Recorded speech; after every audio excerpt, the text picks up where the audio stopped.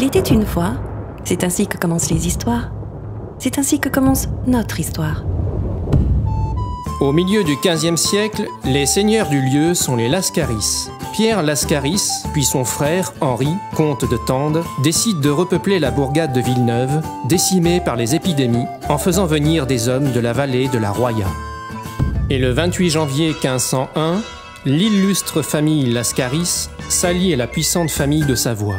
Ce jour-là fut jour de grande réjouissance au château.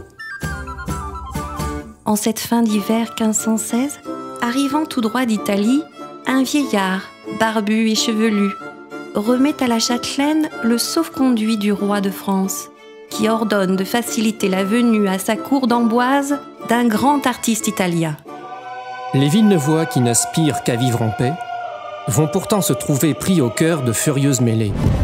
Le 25e jour du mois de juillet de l'an 1536, l'empereur Charles Quint franchit le Var avec une armée de 50 000 hommes. Ses troupes sèment derrière elles la désolation et la mort. C'est une année noire qui s'annonce pour la Provence. Et au début de l'an 1538, une rumeur se répandit comme une traînée de poudre. Sa Majesté va se rendre en Provence.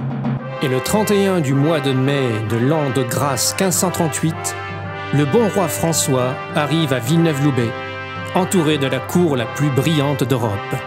Que les Villeneuvois se réjouissent déjà, et puisqu'en France, tout se conclut en musique, je convie toute la population à danser et chanter en l'honneur de la paix retrouvée.